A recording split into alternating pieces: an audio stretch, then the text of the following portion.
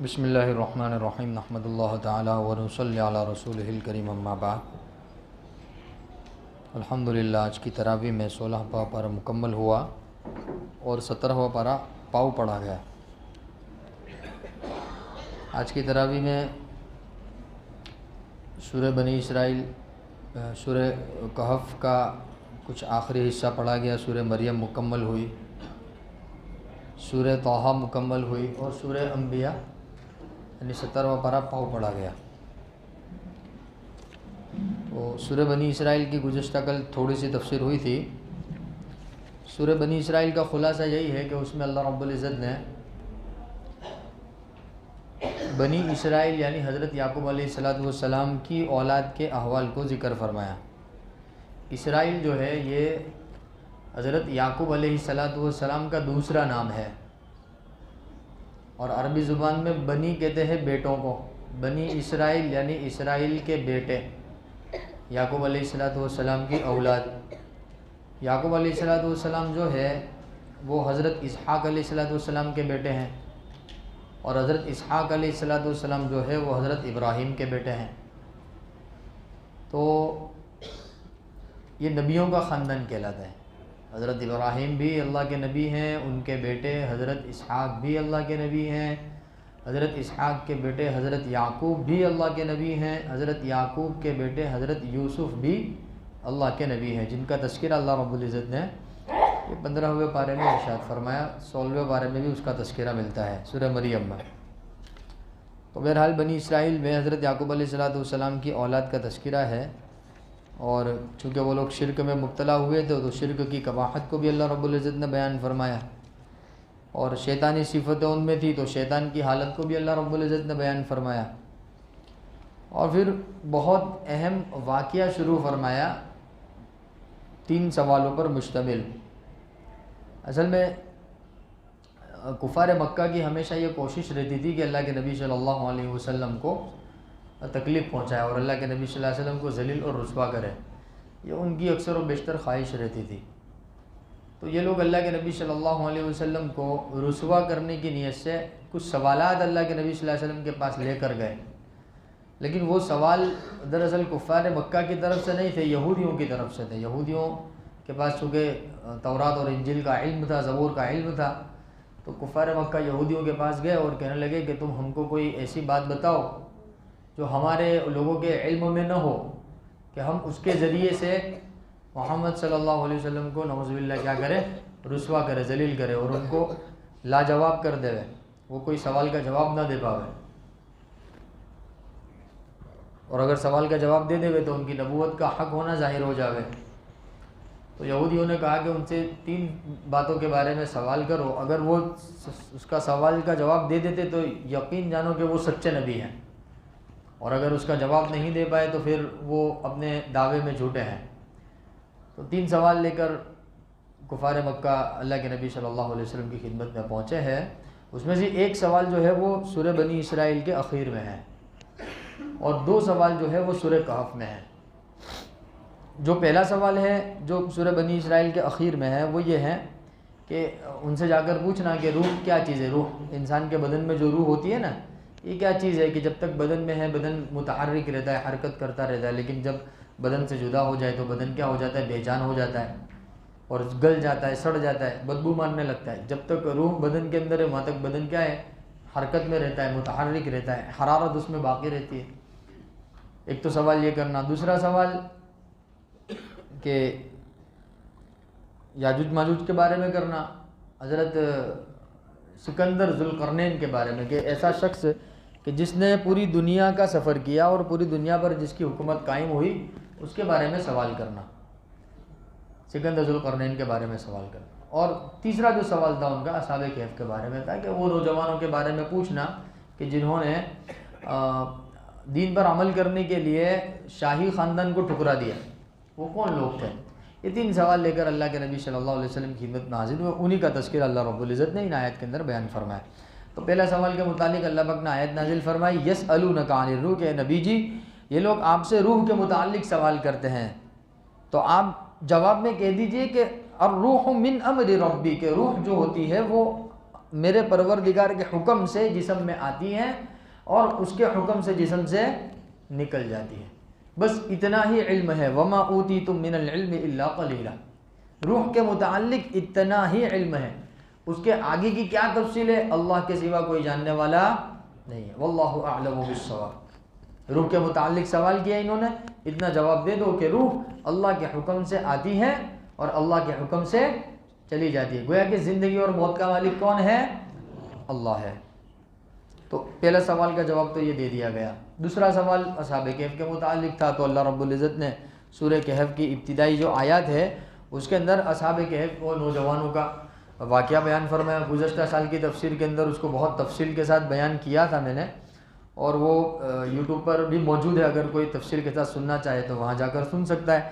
البتہ قصہ مختصر یہ ہے کہ اصحاب کہف یہ 5 نوجوان تھے جنہوں نے دین کی حفاظت کے لیے اپنے شاہی خاندان کو چھوڑ دیا, کیونکہ وہ بادشاہ کے خاندان میں تھے, اور جس بادشاہ کے خاندان میں سے تھے وہ بادشاہ جو ہے وہ خدائی کا دعویٰ کر بیٹھا تھا, اور جن معبودان باطلہ کو وہ پوچھتا تھا, اس کی طرف لوگوں کو بلاتا تھا کہ میں جو بولوں وہ تم کو ماننا پڑے گا. ان کے دلوں میں اللہ رب العزت نے قدرتی طور پر ایک بات ڈالی, ہدایت ان کے قسمت میں اللہ نے لکھ رکھی تھی, انہوں نے اس کو نہیں مانا, انکار کر دیا. تو بادشاہ نے ان کے قتل کا پیغام جاری کر دیا کہ جہاں ملے ان کو قتل کر دیا جائے. لیکن یہ تو کیا ہو گئے کہ وہ اپنا علاقہ چھوڑ کر کے ایمان کی اور اعمال کی حفاظت کے لیے ایک غار میں جا کر چھپ گئے تاکہ کوئی ان کو پکڑ نہ سکے, کوئی ان کو اللہ کی عبادت سے روک نہ سکے. اور انہوں نے اس وقت ایک دعا مانگی, اللہ رب العزت نے ان کی دعا قبول فرمائی, اور وہ دعا بہت زیادہ اہم ہے دجالی فتنوں سے بچنے کے لیے. دجالی فتنوں سے, کیونکہ سورہ کہف کو جو ہے نا دجالی دور سے کافی مناسبت ہے. اس میں اللہ رب العزت نے جو غیبی باتیں ارشاد فرمائی ہے وہ واقعی طور پر دجالی فتنوں سے بچنے کے لیے بہت بہترین بات ہے. اس لیے حدیث میں آتا ہے اللہ کے نبی صلی اللہ علیہ وسلم نے فرمایا کہ جمعہ کے دن سورہ کہف کی جو تلاوت کرے گا اللہ رب العزت اس کو دجالی فتنوں سے محفوظ فرما دے گا. یہ فضیلت ہے سورہ کہف کی کہ جمعہ کے دن پابندی کے ساتھ اس کی تلاوت ہونی چاہیے کہ اللہ رب العزت زندگی میں بھی اور زندگی کے بعد مر جانے کے بعد بھی اللہ رب العزت دجالی فتنوں سے محفوظ کرے گا. مرنے کے بعد بھی دجالی فتنے سے آدمی محفوظ نہیں رہ سکتا. کیوں؟ کیونکہ دجال کو اللہ ایسی طاقت اور قوت دے گا کہ وہ زمین سے مردوں کو کھڑا کر کے کلمہ پڑھوائے گا. تو بھائی جس زمین سے مردوں کو کھڑا کرے گا تو اسی زمین میں ہم کو بھی تو دفن ہونا ہے. کیا خیال ہے؟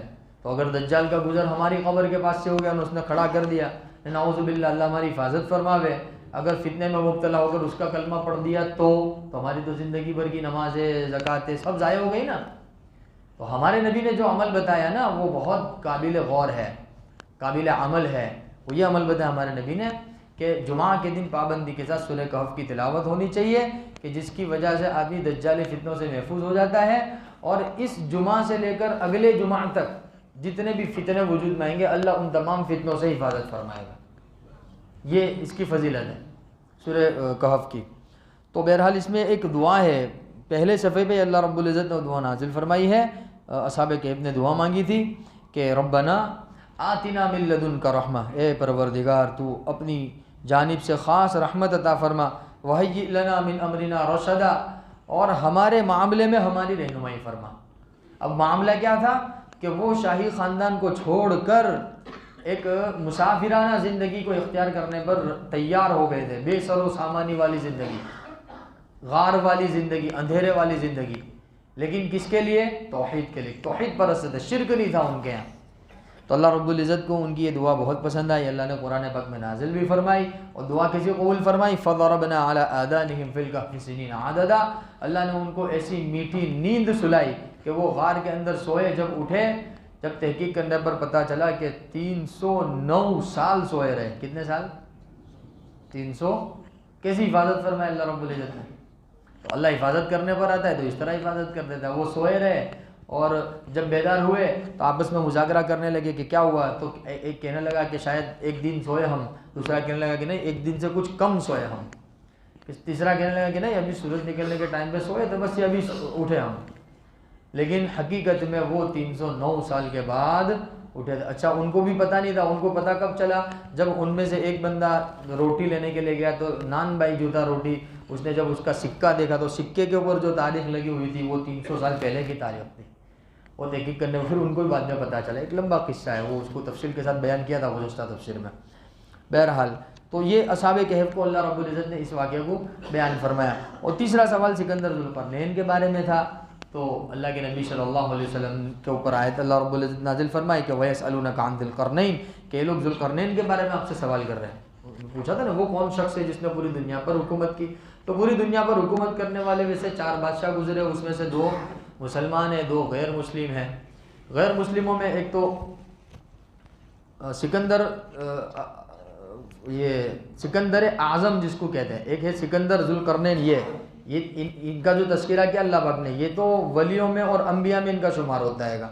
اور ایک ہے سکندر اعظم کہتے ہیں جس کو، یہ عیسائیوں کے اندر ہوا. تو اس نے بھی تقریباً پوری دنیا پر حکومت کی ہے. ایسے بخت نصر ایک بادشاہ ہے جو یہودیوں کا بہت بڑا قاتل سمجھا جاتا ہے، اس نے بھی تقریباً پوری دنیا پر حکومت کی ہے. اور مسلمانوں میں حضرت سلیمان علیہ السلام ہے اور سکندر ذوالقرنین ہے جنہوں نے پوری دنیا پر حکومت. حضرت سلیمان علیہ السلام کی حکومت کے بارے میں تو سب جانتے ہیں ماشاءاللہ، کہ آسمانوں پر، ہواؤں پر، زمین کی تمام تر مخلوقات پر، سمندر کی تمام مخلوقات پر اللہ نے ان کو حکومت عطا فرمائی تھی. انسان تو انسان، جناتوں پر بھی ان کی حکومت تھی. اور دوسرے مسلم بادشاہ یہ تھے حضرت سکندر ذوالقرنین. ان کے سفر کو اللہ رب العزت نے بیان فرمایا. ویسے تو پوری دنیا کا سفر کیا انہوں نے، لیکن اللہ رب العزت نے ایک سمت کو بیان فرما دیا کہ پہلا ان کا سفر مغرب کی طرف ہوا. تو مغرب کی طرف تا حد نظر، جتنی دنیا کی انتہا ہے وہاں تک سفر کرتے چلے گئے. مغرب کا جو حصہ ہے وہ اس طرف، کعبۃ اللہ جس طرف ہے، یہ مغرب ہے، یعنی سورج کے غروب ہونے کی جگہ. اور ایسے ہی ان کا ایک سفر جو ہوا وہ سورج کے طلوع ہونے کی جگہ ہوا. جیسے یہ حصہ یہاں سے سورج طلوع ہوتا ہے گا، تو اس سمت میں اخیر تک جہاں دنیا ختم ہوتی ہے وہاں تک کا انہوں نے سفر کیا. ایسے ہی مجمع البحرین کا بھی ایک سفر ہوا ان کا، بین السدین کا بھی ان کا سفر ہوا.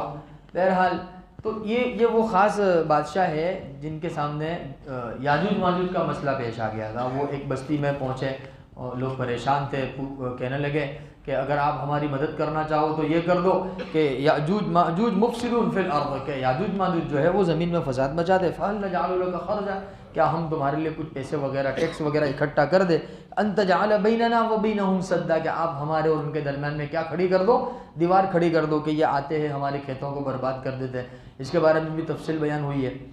تو بہرحال حضرت سکندر ذوالقرنین نے ان سے کہا کہ مجھے مال کی ضرورت نہیں ہے. اللہ رب العزت نے کیونکہ بادشاہ بنایا تھا تو خوب تھا مال، تو کوئی مسئلہ ہی نہیں تھا مال کا. تو ہاں البتہ فزیکلی مدد کی ضرورت ہے، یعنی تم اپنی بازوؤں سے، اپنی طاقت سے میری مدد کرو.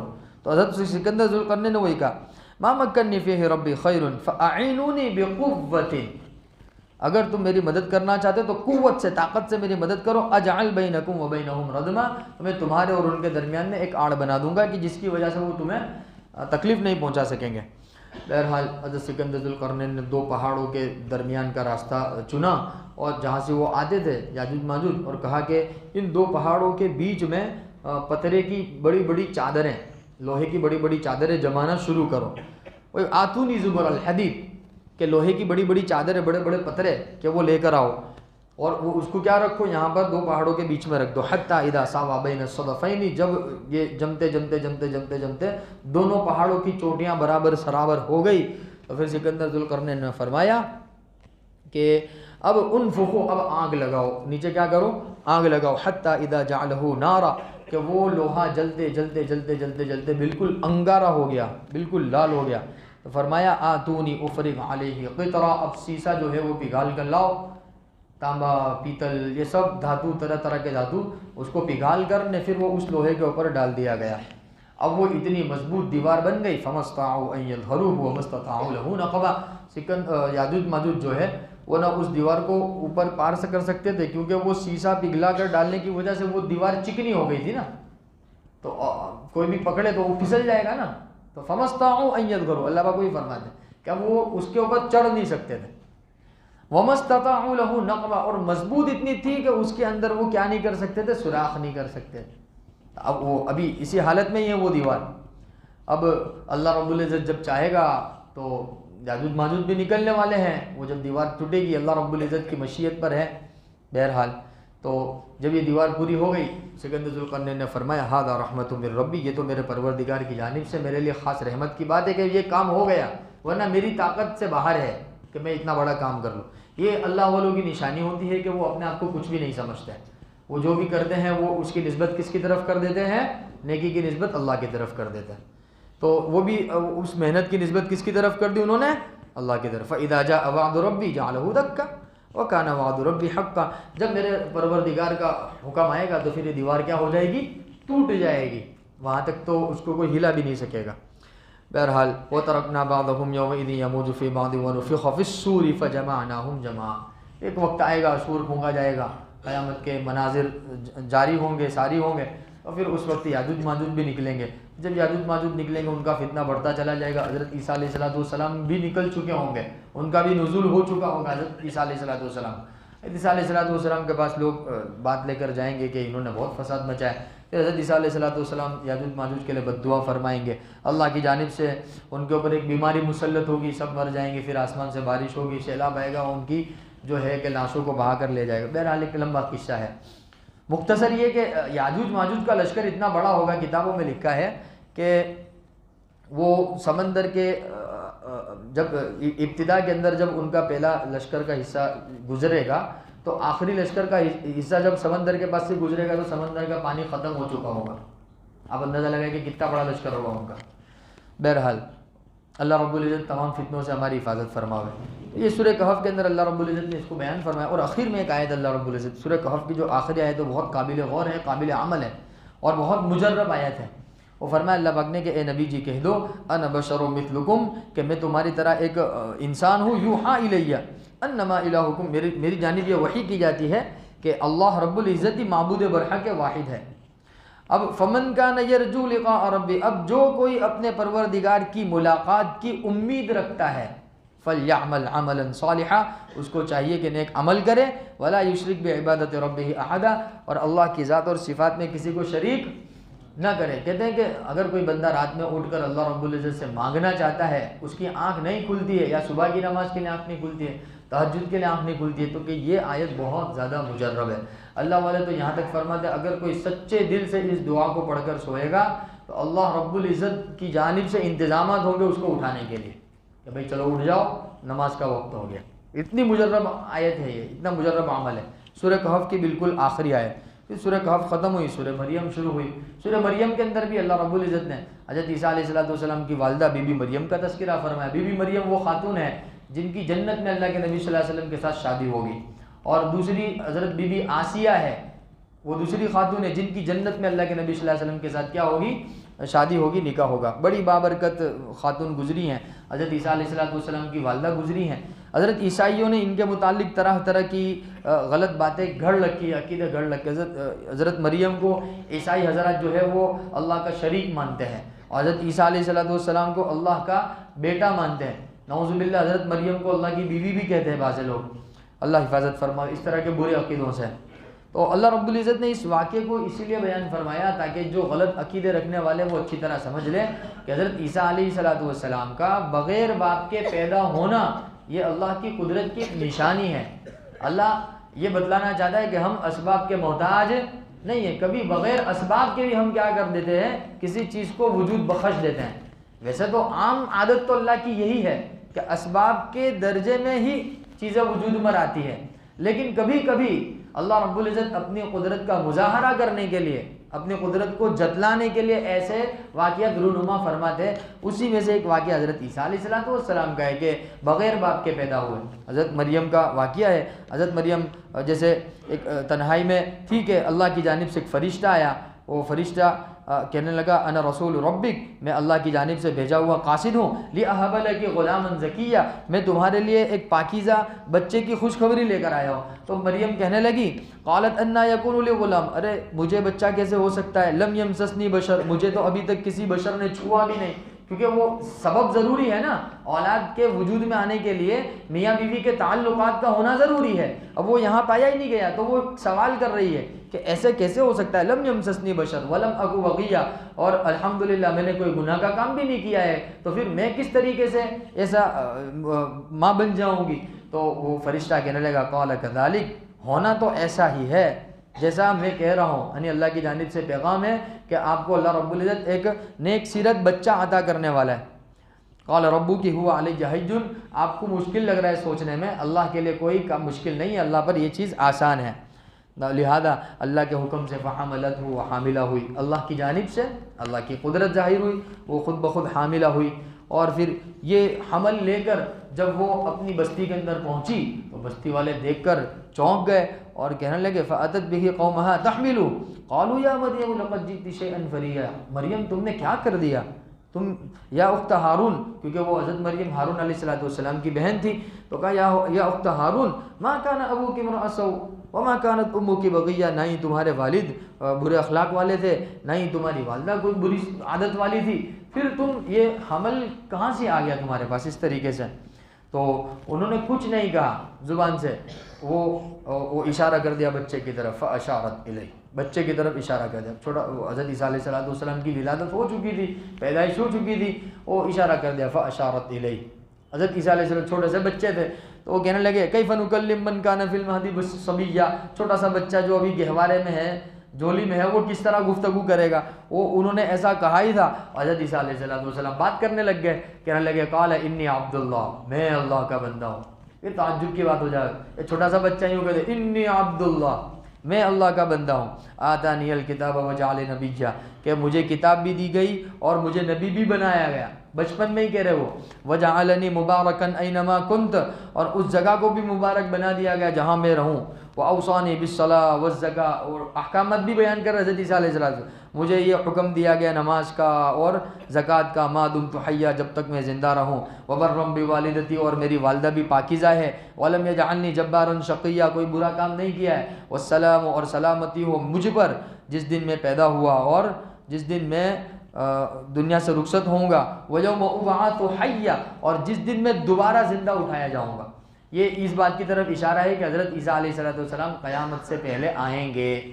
ایک مرتبہ تو اللہ نے ان کو اٹھا لیا، بر رفعہ اللہ، چھٹے بارے میں اللہ نے آیت نازل فرمائی، بر رفعہ اللہ، حضرت عیسیٰ علیہ السلام کو اللہ نے زندہ اٹھا لیا، ایک لمبا واقعہ ہے۔ تو قیامت سے پہلے وہی کہہ رہے وَيَوْمَ أُبْعَثُ حَيًّا، اور جس دن میں دوبارہ زندہ اٹھایا جاؤں گا، یعنی قیامت سے پہلے کا واقعے کی طرف اشارہ ہے۔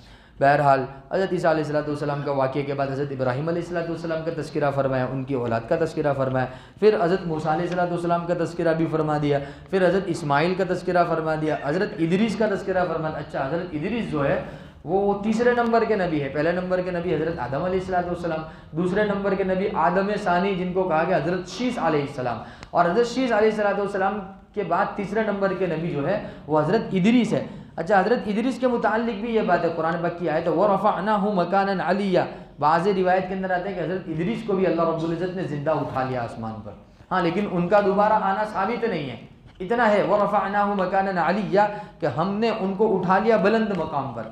بہرحال یہ چند انبیاء علیہ السلام کا تذکرہ فرمانے کے بعد اللہ رب العزت نے ان کے اوپر رحمتیں نازل فرمائی، برکتیں نازل فرمائی، ماننے والوں کے لیے انعامات کا، جنت کا وعدہ فرمایا، اور نہ ماننے والوں کے لیے اللہ رب العزت نے ارشاد فرمایا الم تر انا ارسلنا الشیاطین علی الکافرین تعزهم عزا، کہ شیطان کو اللہ رب العزت نے کافروں کے اوپر چھوڑ دیا، وہ ان کو بہکاتا رہتا ہے اور طرح طرح کی غلیظ باتیں ان کو سوچتی رہتی ہے۔ اور اخیر میں ایمان والوں کے لیے فرمایا کہ وہ لوگ جو ایمان لائے، نیک عمل کیا، سَيَجْعَلُ لَهُمُ الرَّحْمَنُ وُدًّا عَنْ قَرِيب، وہ اللہ رب العزت سے محبت کریں گے، اللہ ان سے محبت کرے گا اور وہ اللہ رب العزت سے جا ملیں گے۔ خلاصہ یہ کہ شیطان کو چھوڑ دیا گیا کافروں کے اوپر، لہذا کافر اگر کوئی کام کرتے سمجھو کہ وہ شیطانی حرکت ہے، اور ایمان والوں کے لیے کہ وہ اللہ کی محبت ہے۔ اللہ کر ہمیں بات سمجھ میں آ جاؤ۔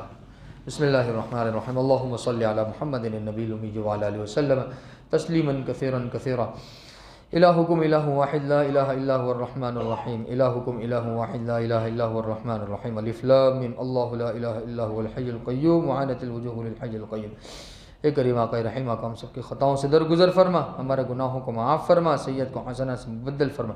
اے کریم آقا، اے رحیم آقا، آج کی تراویح میں جو پڑھا گیا، سنا گیا، قبول فرما، پڑھنے میں سننے میں غلطی جو کوتاہی ہو سے معاف فرما۔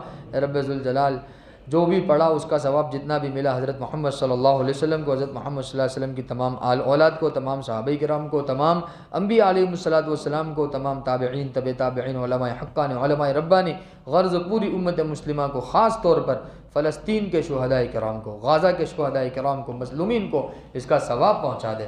یا رب صلی وسلم دائما ابدا علی حبیبک خیر الخلق کلہم، رضی اللہ عنہ محمد ما هو اہلہ صلی اللہ علیہ وسلم برحمتک یا